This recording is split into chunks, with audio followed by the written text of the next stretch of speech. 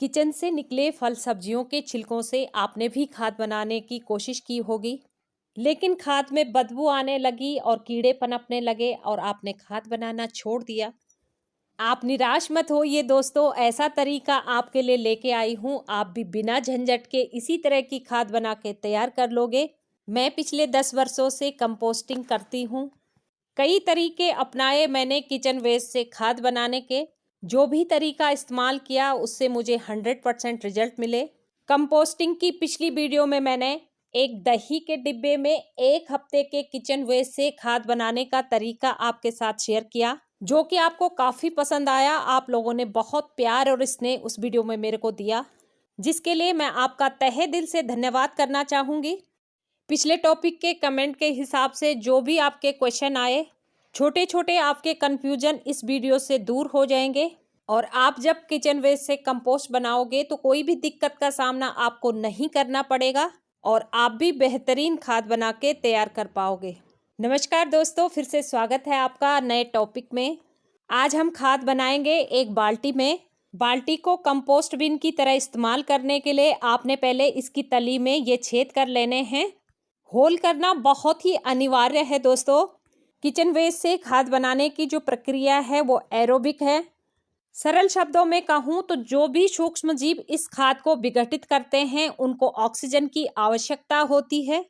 इसलिए जिस पॉट में आप खाद बनाते हैं उसमें ये होल करना बहुत ही आवश्यक है, जिससे सूक्ष्म जीवों को अच्छी तरह से ऑक्सीजन मिल सके, जिससे खाद में ना तो गंदी स्मेल आती है और ना ही खाद कीचड़ जैसे होती है।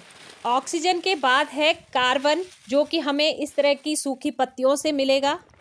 तो सबसे पहली लेयर में हम ये सूखी पत्तियां डालेंगे, जो कि खाद में कार्बन का काम करेगा।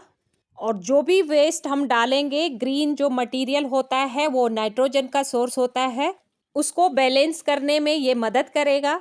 आप वीडियो पूरी देखेंगे तो आपको अच्छी तरह से पता लगेगा।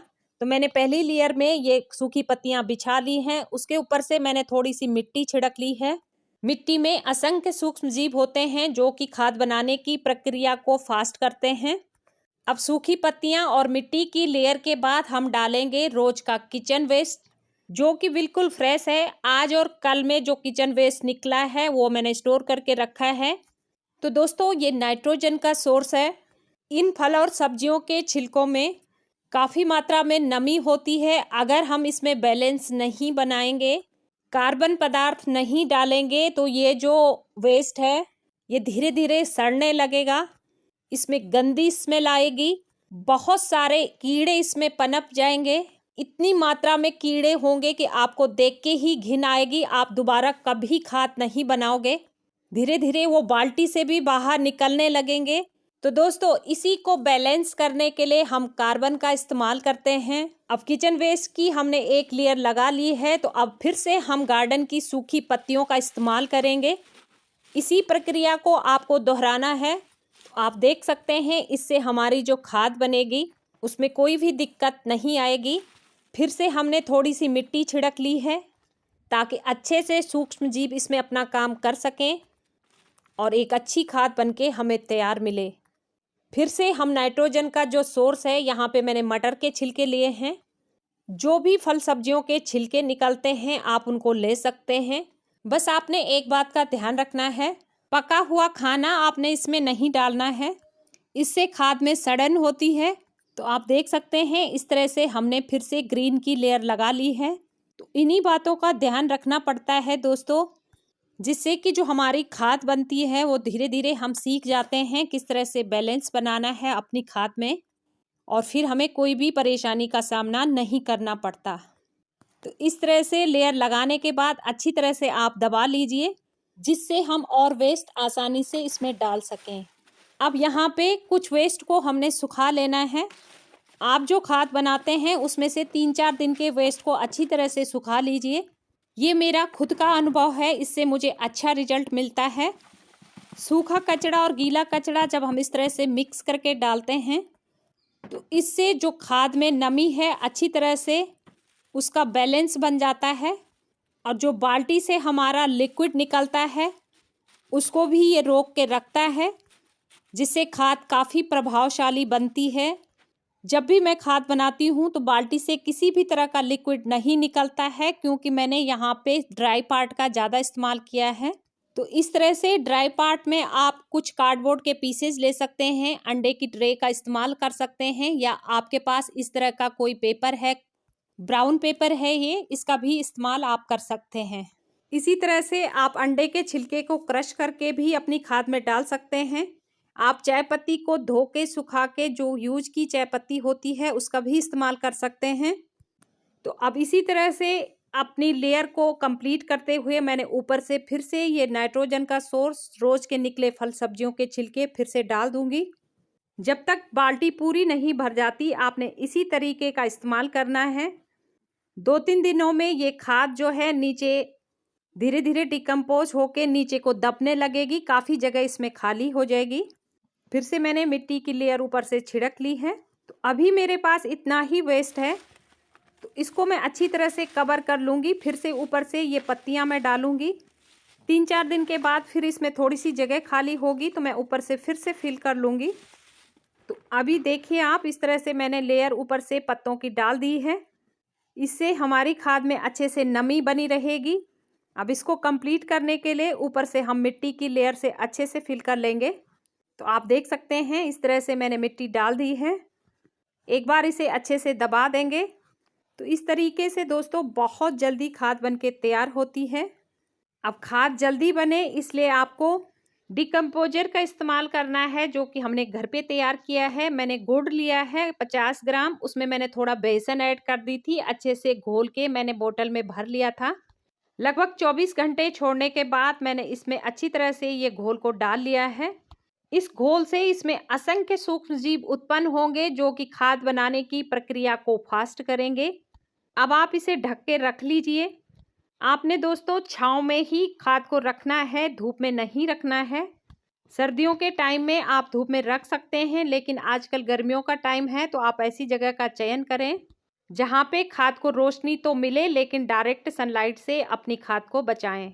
अब लगभग इस खाद को तैयार किए हुए 2 महीने हो गए हैं, तो खाद बनने लगी है। मैंने बीच में इसको अच्छी तरह से चला लिया था किसी टूल से।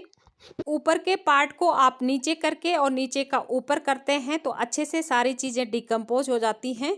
इस दौरान अगर आपको लगे कि खाद में नमी नहीं है तो आप थोड़ा सा मट्ठा या दही आप पानी में घोल के खाद के ऊपर डाल सकते हैं, जिससे अच्छे से नमी भी बनी रहेगी और खाद जल्दी भी बन के तैयार हो जाएगी। मुझे ज़रूरत नहीं पड़ती है क्योंकि मैं अच्छे से बैलेंस बनाना सीख गई हूँ। तो अब दोस्तों मैंने इसे ढक के रख लिया है। अभी ये टाइम लेगा लगभग 1 से 1.5 महीने तक। लगभग 95 दिन बीत चुके हैं दोस्तों, हमारी खाद बन के तैयार हो गई है। खाद दोस्तों टाइम लेती है लेकिन बहुत अच्छा रिजल्ट हमें मिलता है। अगर किसी वीडियो में दावा करते हैं कि खाद 1 महीने में बन के तैयार हो जाएगी तो ये गलत है।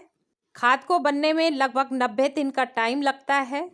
सर्दियों में इससे ज़्यादा लग सकता है, लेकिन गर्मियों में 90 दिन में खाद आपके बन के तैयार हो जाएगी। अब आप देखिए फाइनल अपडेट। तो लंबे इंतज़ार के बाद हमें अच्छा रिजल्ट मिलता है तो बहुत खुशी होती है। अक्सर मार्केट में जो खाद मिलती है काफ़ी मिलावट आजकल आने लगी है, जिससे हमारे पैसों का नुकसान तो होता ही है, साथ साथ हमारे पौधे भी इससे ख़राब होते हैं। तो अब खाद को लंबे समय तक अपने पास स्टोर करने के लिए आप छांव में कुछ देर तक इस तरह से फैला लीजिए। शाम की धूप थी 4 बजे बाद की, तो मैंने धूप में ही इसे फैला लिया था। अब लगभग आधे से 1 घंटे में इसकी नमी ख़त्म हो गई है, तो मैं अच्छे से इसको छान लूँगी। वैसे दोस्तों मैं खाद को कभी भी छानती नहीं हूँ, लेकिन आज मैं इस तरह से छान के आपको दिखाऊंगी, जिसके बाद देखने में खाद काफ़ी अच्छी लगेगी तो आपका भी मन करेगा खाद बनाने का। तो मैंने यहाँ पे खाद को छानने के लिए सब्जी की ये टोकरी है उसका इस्तेमाल किया है, जिसमें मोटे मोटे ये छेद हैं तो अच्छी तरह से खाद छन जा रही है।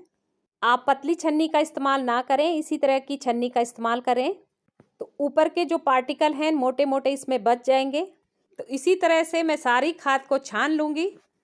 तो दोस्तों इस तरह से आप देख सकते हैं, तो अच्छी तरह से सारा उठा लूँगी। दोस्तों आप देख सकते हैं ये बिहाइंड द सीन है, काफ़ी काम बढ़ जाता है दोस्तों, मुशक्क़त करनी पड़ती है आपके लिए वीडियो बनाने की ताकि मैं अच्छे से बता सकूं आपको कि खाद बनाना इतना मुश्किल नहीं है। जब हम प्रयास करते हैं तो धीरे धीरे बेहतर से बेहतरीन होने लगता है। तो मैंने सारे छान लिए हैं। ये ऊपर के जो मोटे मोटे बचे हैं फिर से हम बिन में डालेंगे इन्हें।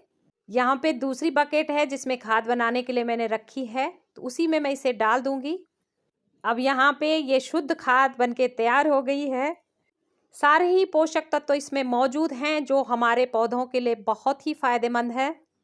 फलों वाले पौधे हों, सब्जी वाले, फूलों वाले, आप अपने गार्डन के किसी भी पौधे में इसका इस्तेमाल कर सकते हैं। बहुत अच्छा रिजल्ट आपको मिलेगा। खाद बनाने के 2 फायदे हैं, एक है प्रत्यक्ष, एक है अप्रत्यक्ष। प्रत्यक्ष रूप में जब हम अपने पौधों के लिए खाद बनाते हैं तो फ्री में हमने ये तैयार कर लिया है, हमारे पौधों के लिए बहुत ही फायदेमंद है। परोक्ष में अपने वातावरण को स्वच्छ रखने में हम मदद करते हैं। अब खाद को स्टोर करने के लिए मैंने एक बैग में भर लिया है। लगभग 8 से 10 दिन के किचन वेस्ट से हम देख सकते हैं कितनी अच्छी खाद हमने बना के तैयार कर ली है और कितनी मात्रा है इसकी। लगभग 10 से 12 केजी खाद हमने बना के तैयार कर ली है। तो अब देते हैं अपने खाद को पौधों में। तो यहाँ पे कुछ टमाटर के पौधे हैं, उनमें मैं ये खाद दे दूंगी।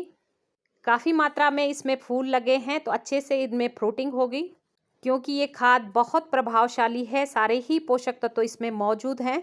तो दोस्तों आज के टॉपिक में इतना ही। उम्मीद करती हूँ टॉपिक आपको पसंद आया होगा। पसंद आया है तो एक लाइक करें। चैनल में पहली बार विजिट किए हैं तो प्लीज़ सब्सक्राइब जरूर कर लें। वीडियो अच्छी लगी तो अपने दोस्तों के साथ भी शेयर करें। मिलते हैं नेक्स्ट टॉपिक के साथ। कोई कन्फ्यूजन रह गया है तो आप कमेंट कर सकते हैं। खाद की और वीडियो देखने के लिए मैंने लिंक डिस्क्रिप्शन में दिए हैं, तो प्लीज़ आप वीडियो ज़रूर देखिए, आपको बहुत हेल्प मिलेगी। इसी के साथ मिलते हैं अगले टॉपिक के साथ। तब तक के लिए thank you so much. Happy gardening.